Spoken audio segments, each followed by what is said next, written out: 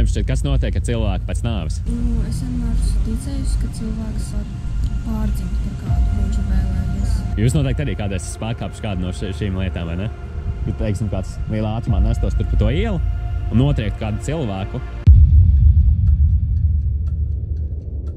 Pirmais jautājums ir, kāda, teiksim, tā dzīves mērķis, jūsu dzīves mērķis? Kas ir tas, ko jūs gribat sasniegt? Veiksmīgi izmācīties, dabūt labu darbu, un tam iet tālāk mācīties un uzlabot. Okay, kā tev? Es pat īsti nezinu, vienīgais mans mērķis ir labi izmācīties un būs arī par veterināšu un iet mācīties. Wow, super. Ļoti forši, ka jums ir kaut kādi konkrēti mērķi un lietas. Kas jums, teiksim, palīdz iet uz mērķiem? Drīkst jautāt? Motivācija, varbūt vecāki varētu motivēt, vai arī draugi. Kaut kas tam līdzīgs. Un tas pats, jā. Ok. Tu pieminēji draugus. Kā tev šķiet? Ir ļoti svarīgi atrasties kompānijā, kas tevi ceļ vai kas tev gremdē? Nu tā kā, ka ir jāizvērtē kompānija. Tu tam piekrīti? Jā, bet... Nu, principā, jā, tas ir vienmēr svarīgi, lai to ceļu. Kā tev šķiet? Tu izvērtē kompānijas, kādās tu atrodies? Jā, ir jāizvērtē kādās kompānijās atrodies, tāpēc, ka jāskatās, vai normāli cilvēki. Man patika vispār, kā tā bija tāda doma, teiksim. Ja tu nebūtu miljonārs, bet tu sēdētu starp miljonāriem, visu laiku debatētu, tad vienā brīdī tev arī būtu liela motivācija kļūt par miljonāru. Tāpēc, ka tu atrodies tādā sabiedrībā, kas tevi ceļ un izaicina uz to, vai ne? Jā. Un kāpēc es par to runāju, tas ir ļoti svarīgi, ka arī jauniešiem, ka viņi izvēlās pareizo kompāniju, vai ne? Jā. Un ka tā kompānija ļoti ietekmē to, vai tu sasniegsi savus mērķus nākotnē vai nē. Jo man pašam ļoti žēl bieži vien skatīties kompānijām, kas gremdē, kurās ir, teiksim, daudz alkohols, teiksim, kādas narkotikas, tā, kas gremdē, kas satur no šiem mērķiem cilvēku dzīvei. Un tāpēc man prieks, ka jūs aizdomājaties par to, un ka jums arī tas ir svarīgi izvērtēt kaut kādas lietas. Bet tad jautājums, teiksim, ir, kas nosaka labas morāles cilvēkam? Un pēc kā cilvēks var balstīties, kas ir labs, kas ir slikts? Vai tev apkārt ir labi cilvēki, vai tev ģimene atbalsta, kas tam līdzīgs, un kā tev pašam motivācija? Okay. Godīgi es nezinu. Un tas jautājums vairāk bija domāts tāds, teiksim, kā cilvēks atpazīst lietas, kas ir labas un kas sliktas? Un kas ir tas, nezinu, bieži vien to sauc par morālo kompasu, ka cilvēks zina, tā kā, šo ir labi darīt, šo slikti. Un kas ir tas, kas nosaka, kas ir labs un kas slikts? Pieredze. Un, teiksim, mēs zinām, ka tagad apzakt kādu, tas nebūtu labi, vai ne? Nu, jā. Ka tas mums ir iekšā un ka tas mums ir iemācīts. Bet, ja mēs tā padomājam uz cilvēks, kurš iemācīja tās lietas viņam, ka viņam bija tā saprašana, vai ne? Vai ne? Un, ja mēs tā paskatāmies uz, nezinu, pasaules sākumu, tad noteikti bija kaut kādas lietas, ko cilvēks saprast, ko ir labi darīt, ko nē pašā sākumā, vai ne? Un, ka tas paudzēs ir pie cilvēka tas novests. Un varbūt jūs dzirdējuši tādu morālo likumu, 10 baušļi. Esat dzirdējuši kaut ko? Nu, jā. Man tā liekas, Nav dzirdēts, ok. Nu, ir tāds morālais likums 10 baušļi, kur rakstīts, teiksim, tev nebūs zakt, tev nebūs laulība pārkāpt, tev nebūs melot, tev nebūs iekārot, tev nebūs nogalināt, teiksim tā. Un tādas lietas, kas ir tā kā uzrakstīts un kas ir ļoti labs piemērs. Mēs piekrītam, ne, ka tās lietas, ja mēs pārkāpjam, viņas nav labas, vai ne? Nu, redz.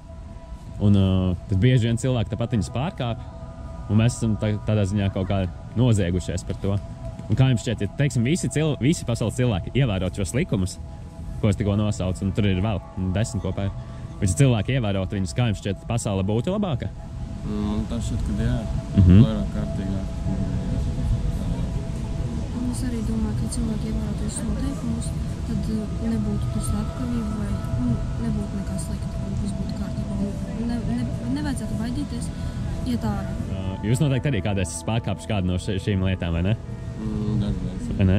Nu, es pats arī. Neviens nav perfekts cilvēkiem. Kas ir tas, kāpēc cilvēki izvēlās to pārkāpt? Kāpēc? Vai nu tur kaut kāda bezdēļas situācija, vai kas tam līdzīgs, vai nu pats viņš to tā iemācīts, ja ko jau tā darīt, vai nu cilvēks tik tā prāt. Varbūt arī cilvēks pats to izvēlējās un domā, ka tas būs interesanti.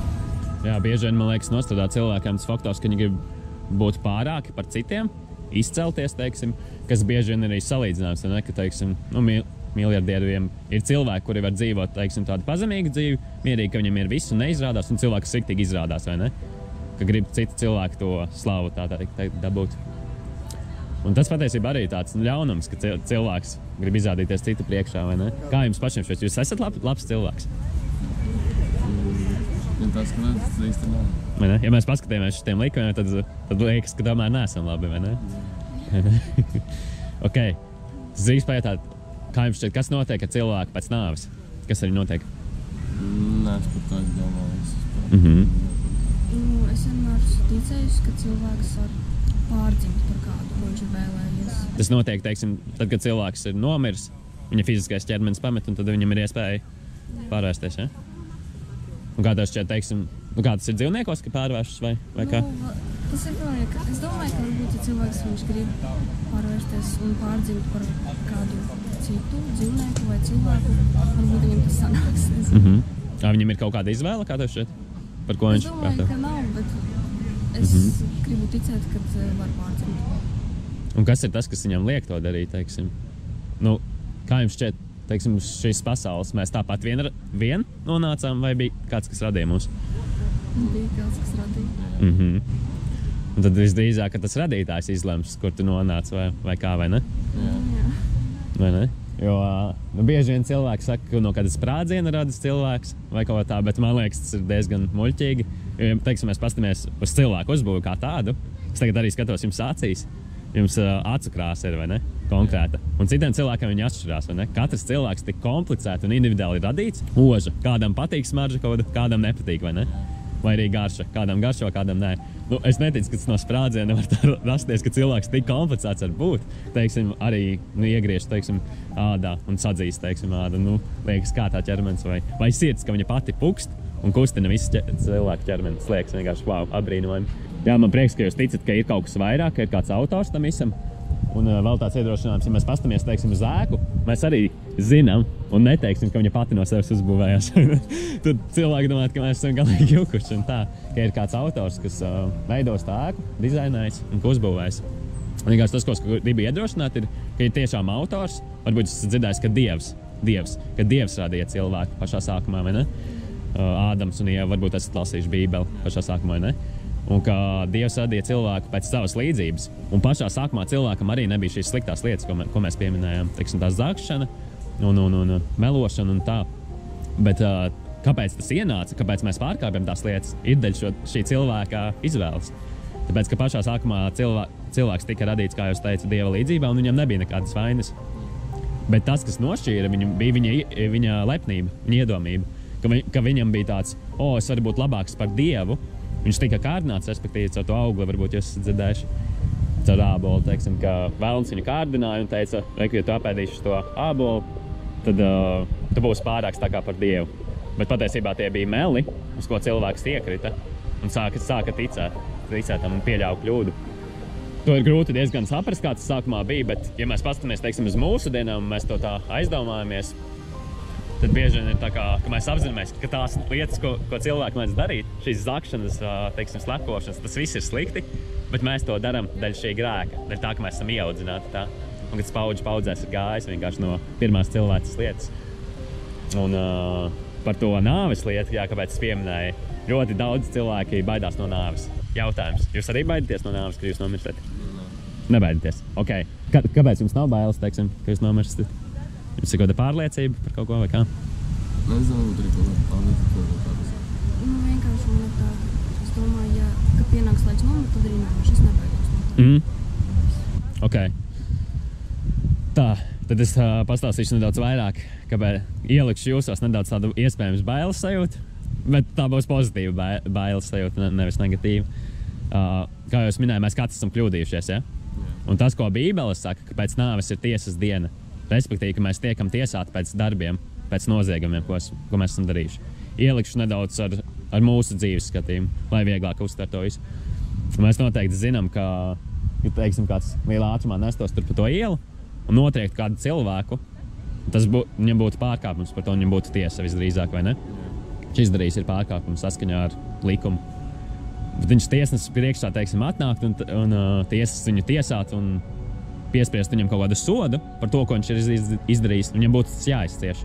Bet viņš pienāk tiesneša priekšā un teikt, hei, esmu tik daudz labu darījis, esmu palīdzējis tantiņam, esmu darījis labdarību un tā, ka viņš censtos sevi attaisnot, ka viņš ir labs, tas nestrādātu, jo viņš tāpat ir pārkāpis likumu. Iespējams, tiesas pateikt, forši, ka tev ir sirdī bijušas šīs lietas, ka tas ir darījis, bet tu tāpēc esi pārkāpis likumu un tu tiec sodīts konkrētu lietu.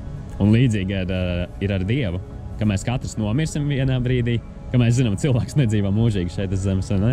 Tāpēc ir kapi, kur cilvēki apgulda, vai ne? Un ka mēs stāvēsim taisni tiesneša priekšā, mēs atbildēsim par katrām tām kļūdām, par meliem, par zādzībām, tām lietām.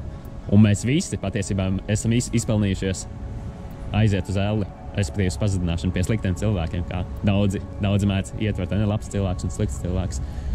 Un tas, ko es vienkārši jūsos gribu ielikt, ka jūs esat lielā nepatikšanā šajā brīdī. Un arī es kādreiz biju tādā brīdī.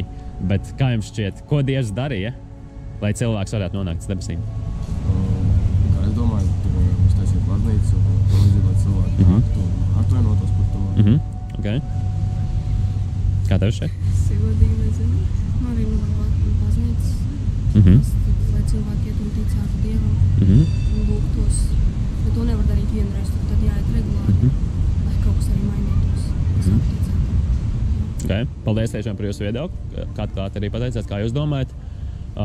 Tas, ko viņš izdarīja, varbūt es dzirdēju, sūtīja savu vienpiedzimušo dēlu, Jēzu Kristu. Noteikti viņa vārdu visa pasaule gandrīz zina, plus mīnus, vai ne? Lielākā daļa cilvēku. Un daudzi zina, ka simbols ir ar krusta saistībā, bet tas, ko viņš pie krusta izdarīja, viņš nomira par mūsu grēkiem. Kāpēc viņš varēja nomirt? Tāpēc, ka viņš bija Dieva sūtīts dēls. Respektīvi, viņš bija perfekts, viņam nebija šī grēka, viņš nepārkāpa nevienu no tiem 10 baušļiem, jeb morālā likuma, ko es iepriekš pieminēju. Un viņš tās visas vainas uzņēma uz mums. Un kas Bībelē ir teikts, ik viens, kas viņu piesauc, kas atzīst savos grēkos un atzīst, ka viņš ir kļūdies kādreiz savā dzīvē, respektīvi grēcinieks bijis, un ieaicina viņu kā glābēju, pieņem viņu, tas iemantos mūžīgo dzīvi, jeb šīs debesis un paradīzes, kā citi mēdz saukt. Un kāpēc tā arī pie jums pienāca? Jo es pats to esmu piedzīvojis tādā ziņā, ka esmu piedzīvojis, kā Dievs izmaina manu dzīvi, kā viņš darbojas. Un jūs teicāt, ka jums nav bail no nāvis. Es ceru, ka šis jums liks padomāt patiesībā, ka jūs esat lielās nepatikšanās, bet ka jums ir dota cerība. Jo man nav bailes principā vispār, jo es zinu, ka es nonākšu pie debesu tēva, pie taisnības un ka šajā tiesas dienā esmu pilnībā brīvs. Un salīdzinājums nedaudz ar dzīvi varētu būt tāds, ka iedomājieties, teiksim, ka jūs esat tajā tiesā par to pašu mašīnu, jūs notriec, bet ienāk kāds tiesas zālē un pasaka, es šo problēmu uzņemu uz sevi un ka atbrīvoju tevi no tā visa, no tās vainas. Un visdrīzāk cilvēkam būtu tāda atvieglinājums sirdī, ka tagad, esmu tagad brīvs no tām savām pārkāpumu lietām. Un vienkārši tas, ko es gribu jums iedrošināt, aicināt, izvērtēt tiešām savu dzīvi, padomāt to, ka ir kaut kas vairāk nekā vienkārši tāda dzīvošana šeit uz zemes. Jo tie mērķi, kas mums ir šeit dzīves, tas forši, ka ir tādi, bet ka ir vienkārši kaut kas daudzreiz vairāks, tā Dieva mīlestība. Un tāpēc es gribu aicināt, vai jūs gribētu spēt šādu soli uz to, ka jūs esat pazemīgi Dieva priekšā un gribētu pieņemt viņu kā savu kungu, kā savu glābēju. Kā tev? Jā? Ok, super. Tas ir ļoti liels solis. Un man prieks par jūsu pacietību un par to, ka jūs ieklausāties, jo ne katrs cilvēks var ieklausīties līdz galam un izprast to. Jo es ticu, ka šis viss ir ļoti grūti un sarežģīti uztvert sākumā, vai ne tagad? Bet tad, kad jūs iedziļināsieties tajā, tas tiešām atbrīvos, jo jūs vēlaties tur pastāstīt nedaudz vienkārši savu pieredzi. Varu pastāstīt, ja? Mums ir laiks. Nu, jā, es teiksim, jūsu gados arī, kad bija vēl jaunāks, vēl pusauģu gados, vēl jaunāks, jā. Tad man bija atkarība no pornogrāfijas, man bija atkarība no datorspēlēm. Es varēju vienkārši no rīta līdz vakaram spēlēt datorspēles visu laiku. Un tas man visu laiku kalpināja, man visu laiku gribēs vēl spēlēt. Teiksim, skolā es nevarēju vispār koncentrēties uz mācībām, jo man viss, kas domās, bija datorspēles. Gribēju ātrāk tikt no skolas prom, skriet līdz mājām un spēlēt atkal. Ļoti interesanti, ka es baznīcā gāju draudzē. Es saucu par draudzi, jo draudze ir nedaudz modernāka par baznīcu. Kas gāju uz turieni jau no bērnības. Bet man nekad nebija tā saprašana par to, ko Jēzus Kristus ir izdarījis. Ka tā kā es esmu grēcinieks un esmu nepilnīgs cilvēks, un es tā arī dzīvoju visu savu dzīvi līdz pat 16, 17 gadiem pa lielu. Un kad manā dzīvē ienāca Jēzus Kristus, kas izprata to, ko viņš ir izdarījis, tas man pilnībā atbrīvoja. Es, respektīvi, sāku iesaistīties vairāk draudzē, sapratu to būtību, ko viņš ir izdarījis, un sāku arī viņam kalpot. Tāpēc arī tagad eju ielās un stāstu cilvēkiem par viņu, par to viņu mīlestību. Ne jau tāpēc, ka viņš man kaut kā līdzis vai kā, bet primāri tāpēc, ka es izjūtu to mīlestību no viņa, kā viņš izmainījis manu dzīvi. Un tad, protams, arī tas viņa aicinājums nāca, un es arī to daru mīlestībā. Bet jā, es tikko pilnībā atbrīvots no tām atkarībām, no datorspēlēm un no pornogrāfijas un arī no visādām citām lietām, kas viena no lietām bija lama vārdi un visādas tādas lietas, ka man tagad valoda var būt brīva no tā. Un esmu ārkārtīgi pateicīgs arī tam, ka Dievs man atvēra acis tā kā uz daudzreiz citādāku dzīvi, jo es sākumā biju ļoti introverts cilvēks. Tāds, kas bija noslēgts nekad dzīvē, iedomātos, ka es būtu tas cilvēks, kas iet ielās un stāsta par kādu Jēzu, kas nav redzams vai ne ar acīm. Bet, kad redz, ka man Dievs tomēr lieto, viņš izmainīs man ka es to varu darīt. Un, kā, man prieks, tas var būt staigājošs liecība, kā Dievs man lietos un kas var iedrošināt arī jauniešus. Tā kā paldies par jūsu pacietību. Tad, griežoties pie tā, ko es runāju, forši, ka jūs veikuši to izvēli, to darīt. Un kā tas notiek, tas ir caur lūgšanu. Jautājums, jūs kādreiz esat lūguši savā dzīvē? Teiksim, kaut kam, varbūt ne Dievam, bet vienkārši lūguši. Bieži vien daudzi netic Dievam, bet viņi tāpat saka, ka Dievs lūdzu palīdz, vai ne? Dievs lūdzu palīdz atrisināt kaut kādu problēmu vai kā, jo cilvēkam ir iekšā, ka viņam ir tā apziņa, ka ir kaut kas augstāks. Tad, jā, kā Bībele vispār saka, kas ar savu muti apliecina Jēzu Kristu, tas taps glābts. Un tad saskaņā ar to raksturvietu un Bībeli, ko atklāja, tas noteikts ar lūgšanu. Respektīvi, jūs vadīs lūgšanā, jūs varat atkārtot tos vārdus un varat arī sev sirdī lūgt, teiksim, Dievu par to visu lietu, un viņš jūs glābs. Tad jūs būtu gatavi to darīt, ja? Jā? Ok. Sākumā aizlūgšu par jums, un tad jūs atkārtosiet lūgšanu, labi? Halleluja, mīļais dabas tēvs, tev pateicos par Valteru un Evelīnu, kungs, ka tas ir atvērs viņu sirdes tēvs, ka viņi var dzirdēt šo patieso vēstu tēvs, ka viņiem tiešām to var sadzirdēt un uztvert, kungs, ka viņu sirdis ir atvērts to pieņemt tēvs, un ka tu vari vadīt viņus arī šajā dzīvē tēvs, un ka viņi veiks šo lielo izvēli tēvs tavā priekšā, kungs, un ka tu esi tiešām labestīgs tēvs, ka tu mīli tiešām savus bērnus, kungs, ka tu velc arī pie sevis, kungs, un ka šī mīlestība tēvs, ko viņi piedzīvos tēvs, halleluja, ka te viņus atbrīvos no tām visām viņu saistībām, kungs, no lietām tēvs, kas viņus ir saistījušas līdz šim, kungs, un ka viņi būs pilnībā brīvi arī tiesas dienā tēvs. Halleluja, amen. Jā, tagad es jūs vadīšu lūgšanā, jūs principā atkārtojat tos vārdus, ko es saku, un pieņemat tos. Bet kas ir svarīgi, ka jūs ticat tiešām, ka ir bijis Jēzus Kristus? Jūs tam ticat, ja? Tam, ko es teicu. Tas ir ļoti svarīgi, jā, ka jūs to pieņemat un ka jūs apzināties, ka jūs esat kļūdījušies savā dzīvē. Tas ir tas svarīgākais, un ka mēs to varam lūgt Dievu priekšā. Jā, tad lūgsim. Tā atkārtot. Mīļais dabas tēvs, es tev pateicos par šo brīnišķīgo žēlastības dienu. Es tev pateicos tiešām, kas varēja dzirdēt tavu patiesību. Es tiešām pateicos, kas varēja dzirdēt tavu patiesību. Un kopš šīs dienas es izvēlos sekot tev. Un es atzīstu, ka esmu bijis grēcinieks. Un ka man ir vajadzīga tava palīdzība. Un es ticu uz tevi. Ka tu nomiri par visiem maniem grēkiem. Un kopš šīs dienas esmu pilnībā jauns cilvēks. Un izvēlos sekot tev. Paldies, ka tu esi mans glābējs. Jēzus vārdā. Amen. Okay, super. Paldies tiešām par jūsu sirdi. Paldies par tiešām atklātu sirdi. Tas ir liels retums, ka jaunieši tā var ieklausīties un dzirdēt. Tā kā, jā, riktīgi forši.